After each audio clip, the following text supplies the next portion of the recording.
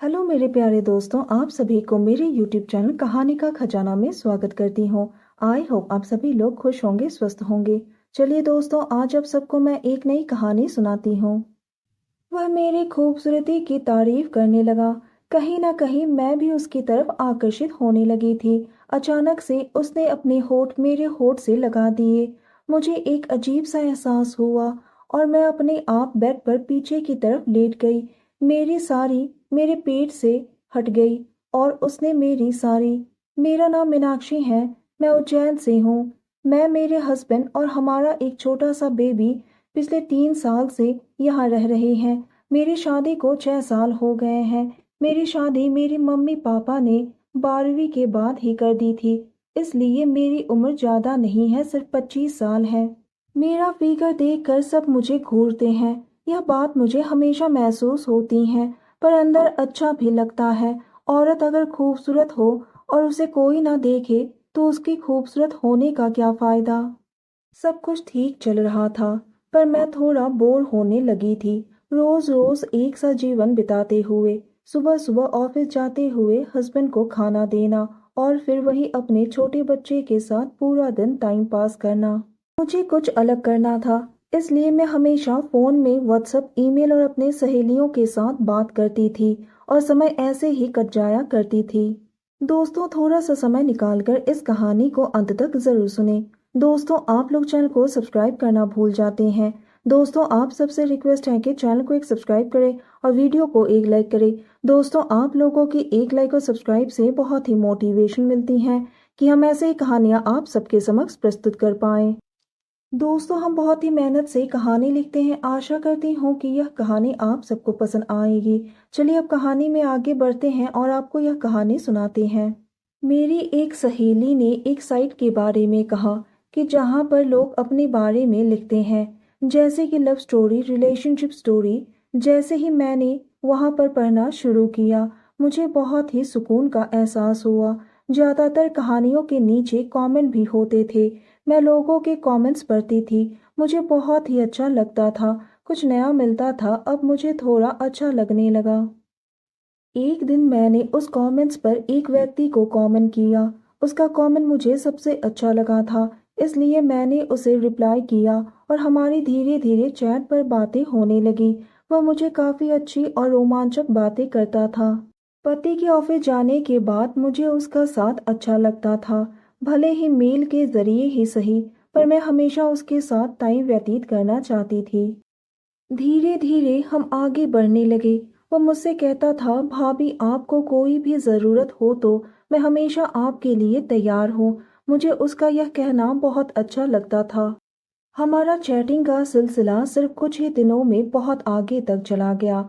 अगर मुझे कुछ भी खाने का ऑर्डर करना होता है तो मैं उसे बता दिया करती और वह मेरे खाने का पेटीएम कर दिया करता था।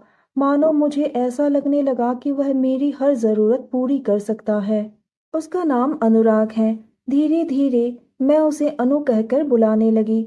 हम कभी हंसते, कभी रोमांचक बातें करते। बस बहुत दिनों से यही सब चल रहा था। एक दिन मुझे अचानक से कुछ पैसों की ज़रूरत आ गई। उसने मुझे कहा, भाभी मैं हमेशा आपके लिए रेडी हूँ। उसका भाभी कहना मुझे ऐसा लगता था मानो मेरा कोई छोटा देवर हो, क्योंकि घर में और कोई फैमिली नहीं थी, इसलिए मुझे अच्छा लगता था। उसने मुझसे कहा, मैं आपको अभी भेज देता हूँ, और उसने मुझे पेमेंट ऐप से भेज दिए। मेरी समस्या सुलझ गई। मैं चाहती तो अपने पति से मांग सकती थी, पर मुझे उनसे पैसे नहीं चाहिए, क्योंकि पैसे मैं अपनी एक सहेली को देने वाली थी। उनसे कितनी बार ले चुकी थी, इसलिए मैंने अनुराग की हेल्प ली। अपने सहेली को मैंने अनुराग के बारे में बताया, तो उसने मुझसे कहा, आज के समय में ऐसे इंसान मिलते नहीं हैं, चाहे तो तुम उसके साथ आगे बढ़ सकती हो। मैंने कहा, क्या मतलब? मेरी सहेली ने कहा, मतलब कुछ प्यार बस। मैं मुस्कुराने लगी, क्योंकि अनुराग का मेरी हेल्प करना, मुझे हंसाना, मुझसे रोमांचक बातें करना, शायद कहीं ना कहीं मैं उसकी तरफ आकर्षित होने लगी थी। उसको बिना देखे मैं कहीं ना कहीं उसे प्यार करने लगी थी। बातों ही बातों में ईमेल पर मैंने उसकी कुछ पिक मंगाए। इतना हैंडसम तो नहीं था, पर ठीक था, और मुझे हैंडसम चाहिए भी नहीं था।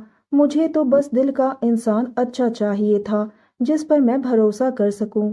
एक दिन मैंने उसका नंबर लिया क्योंकि मुझे उसकी आवाज़ सुननी थी। मेरे दिल में बहुत धक धक हो रही थी क्योंकि मैं उसे फ़ोन करने वाली थी। पहली बार मैं उससे बात करने वाली थी। मैंने डरते डरते फ़ोन कर दिया। फिर हमारी बातें भी हुई, पर पहली बार मैं तो कुछ ज़्यादा बात नहीं कर पाई। पर धीरे धीरे सब कुछ सामान्य होने लगा। मैं उसे रोजाना फ़ोन पर बात करने लगी। मुझे उसका साथ अच्छा लगने लगा। फिर एक दिन उसने मुझसे कहा, भाभी क्या आप मुझसे मिलने आ सकती हो? मुझे बस आपको एक बार देखना है। क्योंकि मैं हमेशा उसको फ़ोटो वगैरह के लिए मना कर देती थी। ऐसा नहीं कि मुझे उस पर भरोसा ना था, पर फिर भी कहीं ना कहीं डरती थी। इसलिए मैंने उससे कहा, ठीक है सामने से देख लेना, पर फ़ोटो कभी नहीं दूंगी। उसने कहा, ठीक है, मैं आपके लिए और अपने लिए एक होटल में रूम ले लेता हूँ। हम मिल सकते हैं क्या? मैं थोड़ा सहम सी गई, परंतु उसने मेरी हमेशा हेल्प की थी, तो मैंने बस हाँ कर दी। क्योंकि कहीं ना कहीं जब मुझे उसकी ज़रूरत थी, उसने मेरी हमेशा मदद की थी। आज जब कुछ कह रहा है, तो मैं उसे ना नहीं कर सकी। उसने जगह और टाइम बताया। मैंने काम वाले से कहा कि वो मेरे बच्चे का कुछ घंटे के लिए ध्यान रखे, और मैं चली गई। अनुराग पहले से ही होटल में पहुंच गया। वह मुझे होटल से लेने नीचे भी आया। हम होटल के रूम में गए। वहां जाकर उसने मेरा हाथ पकड़ लिया और मुझसे कहा, भाभी आप बहुत खूबसूरत हो। मैं बस उसकी आंखों में देखकर मुस्कुराने लगी। फिर वह धीरे धीरे आकर मेरे पास बैठ गया। धीरे धीरे मुझे एहसास होने लगा कि वह मुझे छूना चाहता था, मुझे किस करना चाहता था, शायद उससे भी ज्यादा। और शायद अंदर ही अंदर वह भी मुझे अच्छा लग रहा था। मैं चाहती थी कि वो मुझे छू ले। फिर वो मेरी गर्दन पर हाथ फिराने लगा। मेरी खूबसूरती की तारीफ करते हुए उसने मेरे माथे पर किस किया। मैंने उससे कहा, अनुराग रुको, पर उसने अचानक से मेरे होठ पर अपने होठ लगा दिए। मेरे अंदर एक अजीब सा एहसास हुआ और मैं अपने आप बेड पर पीछे की तरफ लेट गई। मेरी सारी मेरे पेट से हट गई। मैं भी एक अजीब सी एहसास से उसका साथ दे रही थी। मैं अपने आप पर कंट्रोल नहीं कर पाई। वो मुझे किस करने लगा। मैं उसे मना नहीं कर पा रही थी। मैं बस उसके प्यार को महसूस कर रही थी। मैं सोच रही थी कि एक अनजान मुझे ईमेल पर मिला, और आज मैं उसके साथ इस हालत में।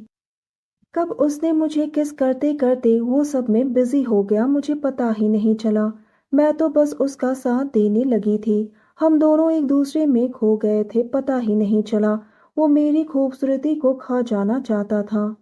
वो अपनी मन मर्जी से मुझे खुश करने लगा। मुझे नहीं पता था कि हम इतने अच्छे दोस्त बनकर इस तरह मिलेंगे, कि हम एक दूसरे में इतना खो जाएंगे। उफ क्या नज़ारा था वो मुझसे जी भर कर वो सब चाहता था, और मैं भी उससे जी भर कर वो सब चाहती थी। फिर उसने मुझसे जैसा कहा मैंने वैसा ही किया।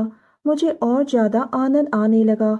वह मेरी मीठी सी आवाज सुनकर पगला सा गया था। मैं भी हाँफ रही थी, वो भी।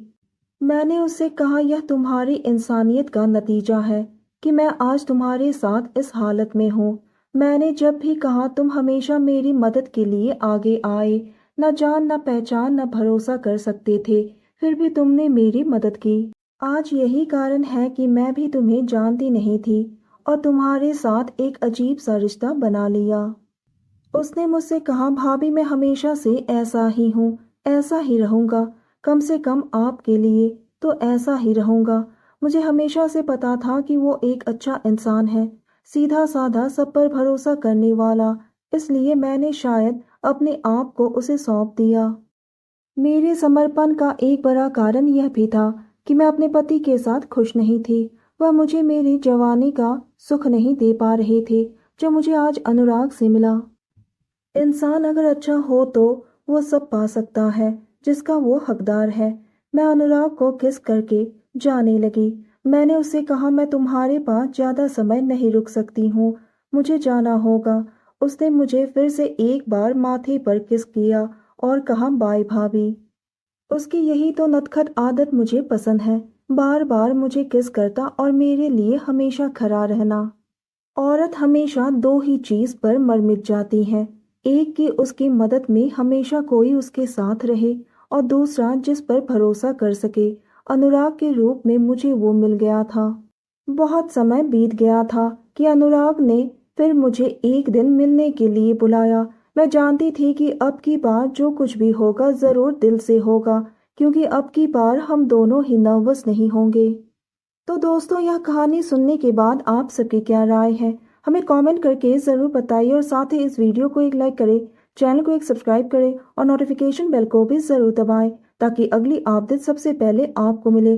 दोस्तों, आपकी एक लाइक और सब्सक्राइब से बहुत ही मोटिवेशन मिलती है कि हम ऐसे ही कहानियाँ आप सबके समक्ष प्रस्तुत कर पाएँ। आप सबने अपना कीमती समय निकालकर इस वीडियो को सुना, इसके लिए आप सभी को धन्यवाद करती हूँ। धन्यवाद दोस्तों।